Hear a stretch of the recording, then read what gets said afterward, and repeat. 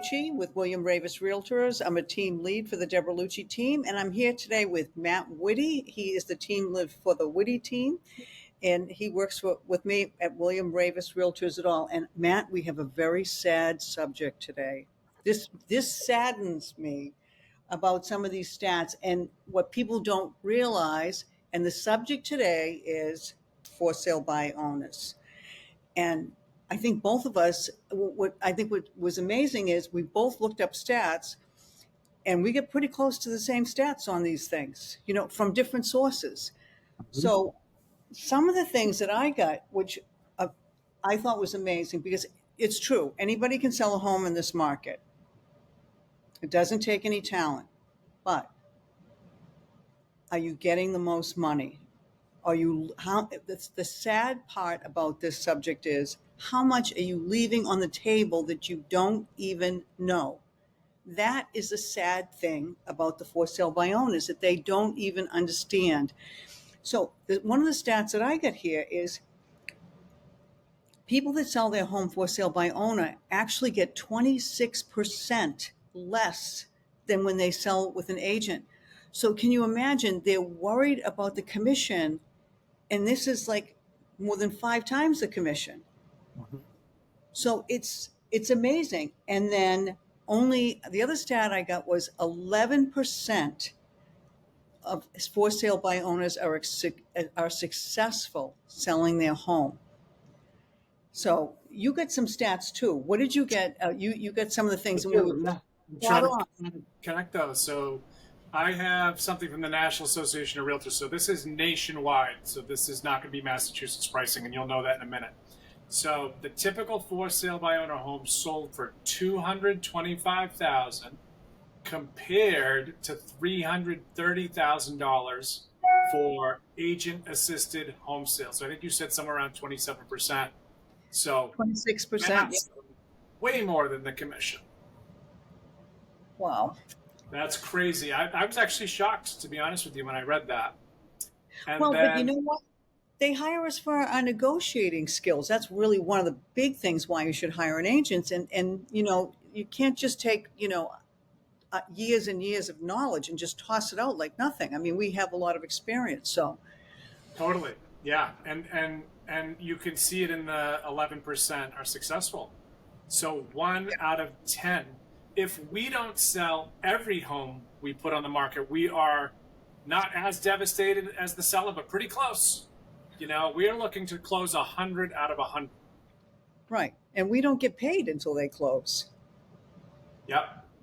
So. Yeah, that's right.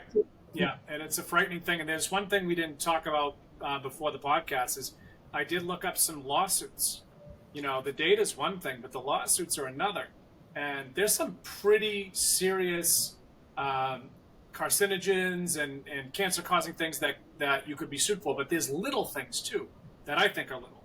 That there was one seller that was hosting their own open house, and somebody said, "Is that hardwood?" And they said, "Yes, it is." Found out it was like one of those engineered hardwoods that you couldn't finish because it was too thin. And they sued the seller and won. It's just that you can tell a lot of times, because we've looked at so many homes, you walk in the door and, that would be something you would question because you've seen so much engineered hardwood. It's the same thing with like asbestos in the basements, as far as tiling and things like that. So it's not intentional, but boy, I bet that cost him a lot of money, that lawsuit. Oh, yeah. Yeah, it's obscene, and it doesn't always have to be in writing. It can be what you said to someone, and then when you get to court, you're under oath. Right. It's a pretty big deal. And maybe Debbie, talk about the lead paint a little bit. Like what are some potential pitfalls of that, the lead paint law? All right, so I can already tell you from filling out so many lead paint forms. Like when you go to sit down with the seller and you're filling out all the forms, and one of them is the lead paint. And you say, have you ever had this house tested for lead paint? A lot of times the response is, well, no, it's stained. And the other response is, well, no, I painted over everything. Or, well, we replaced, around the windows. So they don't even know that could be a potential. Can you imagine if something happened to a small child and they said there was no lead paint, you know? So, when we're filling out forms and people say things like that, the answer is unknown. You've Mhm. never had the house tested. You don't know if there's lead paint in here or not. I mean, I can't even imagine the repercussions over something like that. And I think down the road with this younger age group, I think lead paint's going to become more of a thing to them.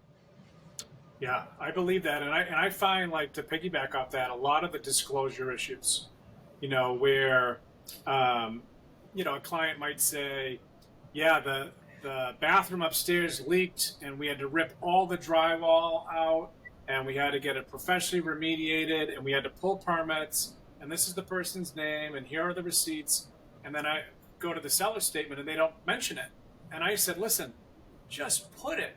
It's in your best interest to put it and be upfront and state that you had it professionally remediated, and there's nothing wrong with that." But they get a sense that, oh, I might not make as much money, or I might scare people away, and they just don't understand the potential backlash of that. Right. I mean, part of one of the biggest parts of our jobs is helping the sellers fill out forms so they're accurate, so they don't get in trouble, and Yeah, imagine that. exactly. So Yeah. you and I looked at some tasks that are the hardest tasks for sale by owners, and you and I came up with almost the exact same list, except you put Mhm. numbers down to yours. What did you get? What are the hardest things for sale by owners to do? Yeah, so attracting potential buyers is 1%. Having enough time to devote to all aspects of the sale, 1%. Selling within the planned length of time, 10%. So this is most difficult tasks. Understanding and performing paperwork, which we just talked about, 13%. Getting the right price, 16%. And that's very hard to do, by the way. We do a lot of research on that one. Yeah. And then preparing and fixing up the home, 6%. So, this is all of our job, really, when you think about it. This is why we come in, and everything that they're having a hard time with is what we do, and we've got all these years of experience behind it. I mean, one of the hardest things to do in this market is really think about it is pricing a home. You don't want to underprice it. You don't want to overprice it. That's really like the kiss of death when the days on market keep ticking.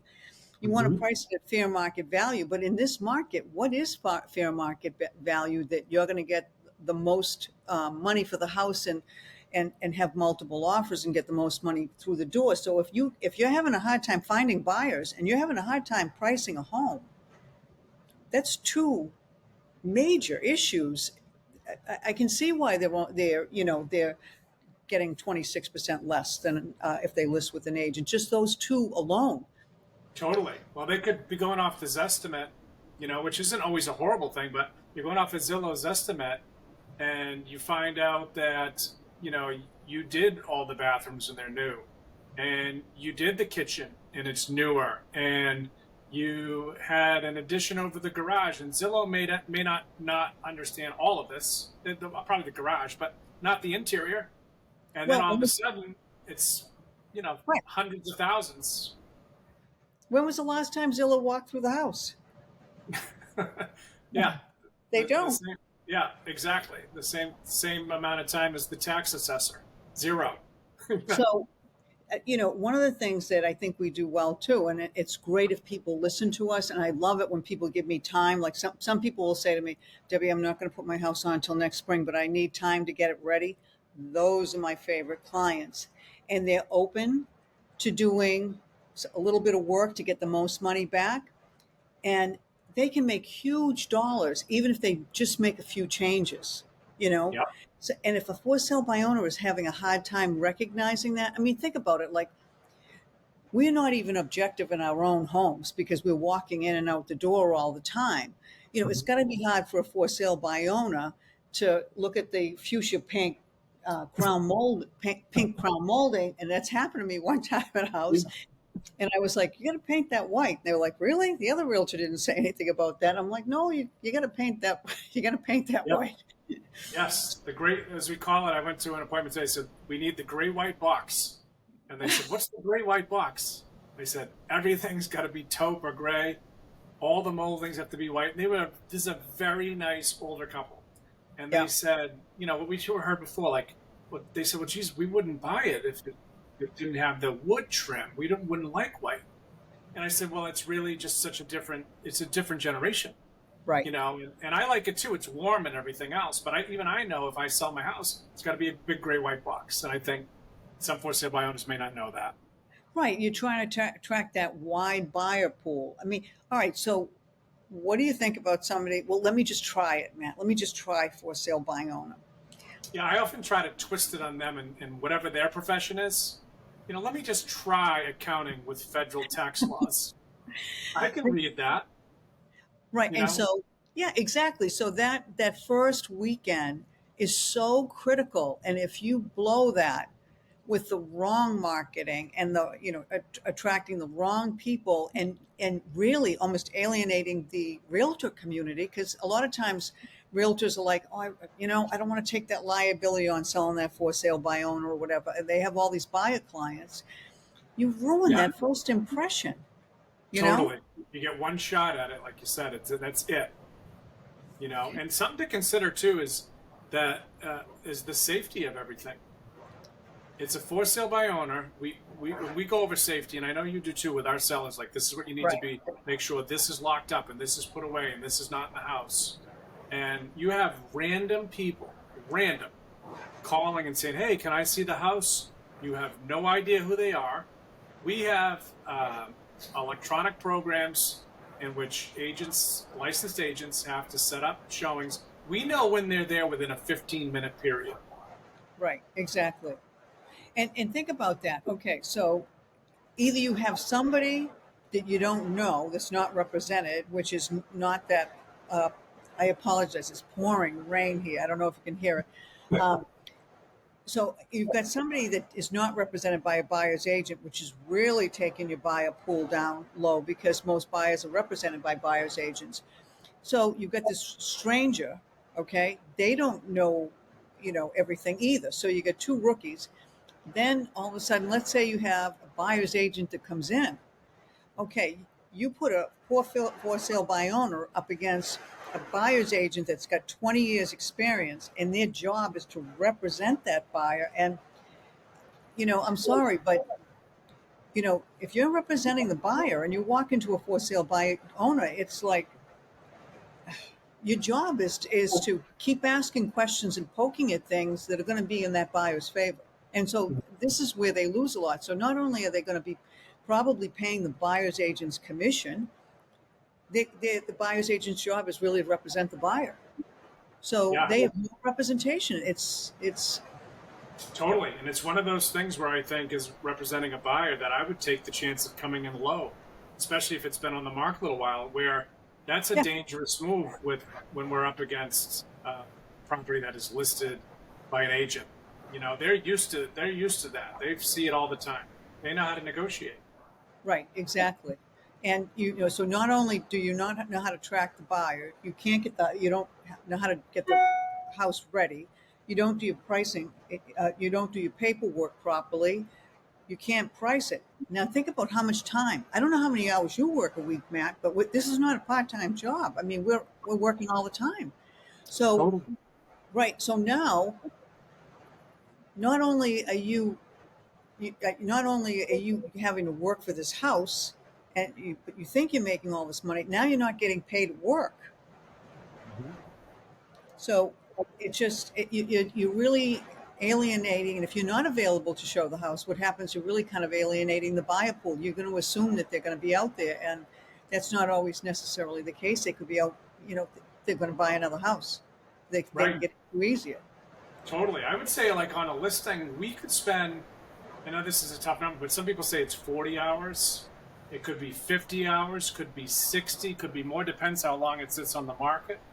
And you made a good point. Like, do you have a job? I mean, calculate your hourly rate and how much money are you going to lose by getting pulled away from your own job to play real estate agent?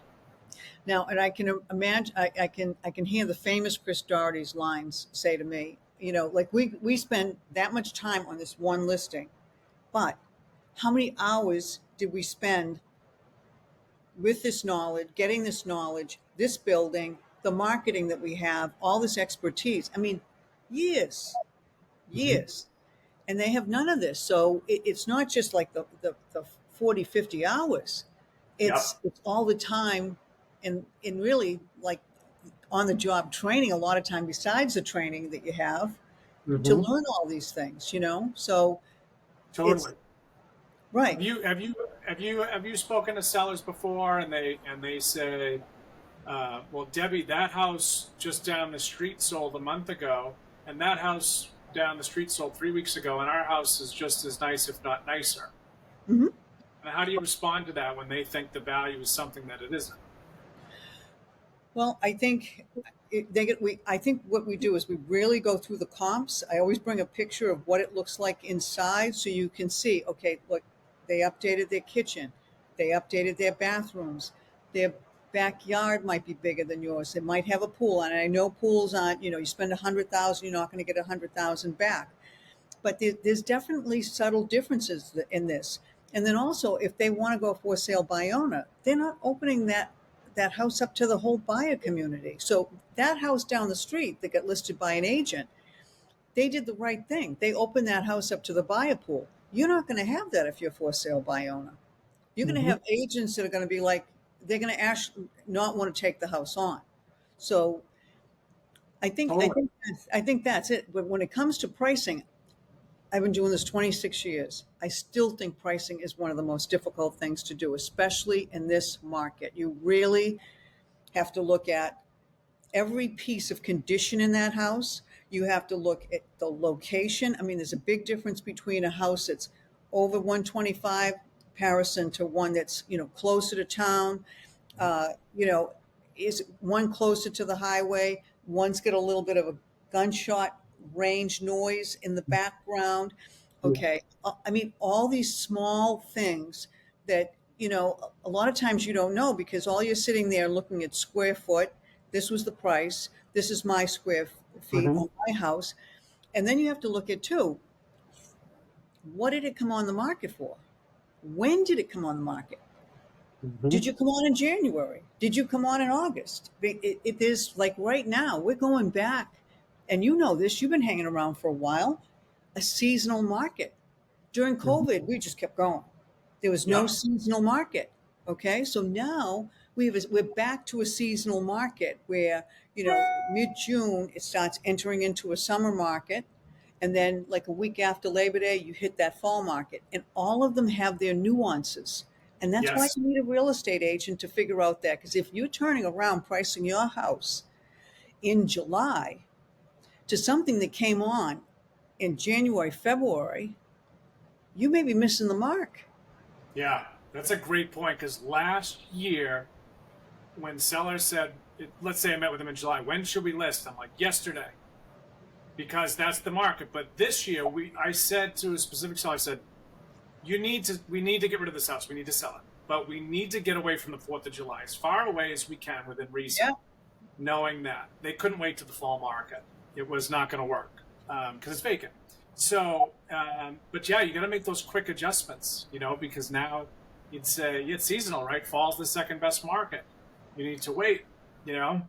Right. It's amazing. Why I'm laughing is that I remember one time I saw this agent. I was looking at stats on the MLS, and I went up to this seller and we were chatting, and the house expired. Okay, it didn't sell. The agent put it on the market July 3rd. Like, why would you ever do that? You know what I mean? Like, you're sort of like, this agent might have said, oh, yeah, people are off during the 4th of July. They're gone during the 4th of July. I say to people, do you ever look at the center of town in Andover in the summertime? There you Yeah. go. There's your So just buyer say pool. that's the new marketing ploy. We could consider Thanksgiving then coming up and see if that works. The day of Thanksgiving, all showings delayed until Friday. That's funny. Yeah. But go ahead. No, it's amazing. It's taken us so many years to learn these really small little tricks that help sellers get the most money for their house. And we make it look easy, but it's not. It's a lot of knowledge, a lot of marketing, a lot of systems. It's also relationships. Mm-hmm. Okay, with the other agents that are in your community. You want to have good relationships. I mean, I know who's going to play nice in the sandbox and who's not going to play nice in the sandbox, things like that. Poor for sale by owner has no idea, you No know? idea. Right, Yeah. exactly. Yeah. Because Yeah, we do learn the tendencies of what other people do. Like, oh, so and so will list here. So you need to know because that person is going to try to draw in 150 people this weekend, where the other person, without naming names, goes really high. So we know, like, all right, we're going to have a better shot at that, so on and so forth. But of course, if I owner, you have no idea. right. So think about this. I'm trying to sell my house for sale by owner, and I bought this new construction, let's say in Plymouth, okay? And it's supposed to be ready in September, okay? Now, it sounds easy. Like, I'm just going to tell the buyers that, I want to close in September when the house is going to be ready. When do you put it on the market? What happens if it doesn't sell right away? Did you price it too high? What happens if your builder is delayed? If you don't line that up properly, you're paying a double move right off the bat. You probably have to go into a rental, Right. okay? And what about some language? Something maybe like subject to the house in Plymouth closing on a closing day, something to protect yourself. But if they Yeah. don't know how to Good do point. that, how much is Yeah. that going to cost them? 100%. Yeah, that's a really good point. They don't think of that, and we don't want. Let's say I don't want the seller and buyer to cross paths. Typically, I don't. I just think it's too dangerous. And now you're talking about a buyer crossing the path with the seller. So buyer comes in and says, "Gee, why are you moving? Oh, we just got divorced." Okay, now you know exactly where they are and what situation. They're not going to rent that house. Court's not going to allow that. They're going to have to divvy everything up, and now Right. you have them. Yeah, And think about how many circumstances where sellers, and I know some of them don't have to move, but relocation, you bought another house, all those things, you've just told that buyer, bingo, I got to move. yeah, Okay. So you've just put yourself, or maybe one of the best things is let's just try to sell a vacant house. Okay. I mean, at least the realtor can kind of, I don't want to say lie, but fib a little bit. Like, yeah. no, it's vacant. We have a great line. My favorite tagline, and it works for death, divorce, relocation, anything else you can think of, is the house no longer fits their needs. And divorcing, it doesn't fit their needs. If they're not Right. alive, it certainly doesn't fit their needs. And if they're moving to Texas, it does not fit their needs. It covers Right. everything. Right. I mean, a realtor can turn around and say something like, you know, it doesn't matter to them. They have a second home. They don't have to sell this house. If they don't sell this house, they're going to rent it, or their, son is going to buy. I mean, you can think of a million different things to cover the poor seller. But a Yeah. for sale by owner is not going to know what is a weak spot for them a lot of times. And the buyers, they just come in asking all kinds of questions. It's amazing when people say to me, why is the seller moving? And I'm like, they're moving. Yeah. And they look at me like, oh, okay. Yeah. Thank you for that. Yeah, we don't want them crossing paths. I had one. I might have already said this on one of the podcasts with the buyer. I represented the buyer, and we had went to the final walkthrough, and the seller was there, and the seller let us in, and they had been there for 30 years, and the buyer said, "Oh, I love that tree in the back. It's so pretty." And the seller said, "Oh, we do too. That's where we buried the cat." And I went, "Oh my God."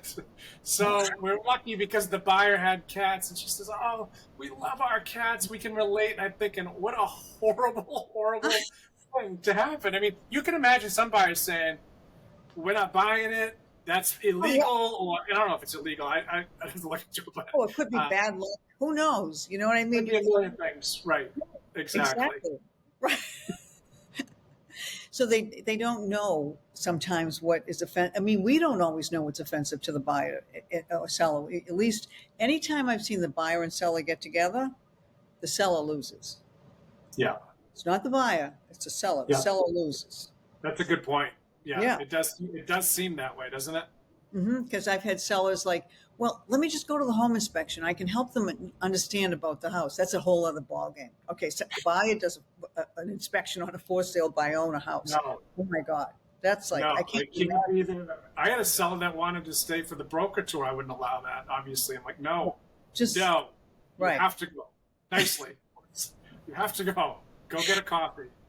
But Yeah, because, they're proud of their house, and I get that. exactly, Yeah, exactly. I get that, but like, you open up the caravan, there's buyer's agents walking through this door. I mean, as a true. buyer's agent, you're going to go up to that seller. Oh, your home is lovely. Why are you moving? I mean, like, go, don't come. Yeah, it's like going. It's like being in court and being on the stand against your will, and you're not prepared. Right. All of a sudden. All So, right, that was really good. We gotta cut this one short because I know we both have very busy schedules. But we look forward to either round two of For Sale by Owner or our next amazing topic. So, Debbie, how can they find you? my phone number is 978-771-9909, or my website is wherehomesgetsold.com. Okay, I'm at 978-273-0099, and I'm at wittysellshomes.com. Hope everyone has a great day.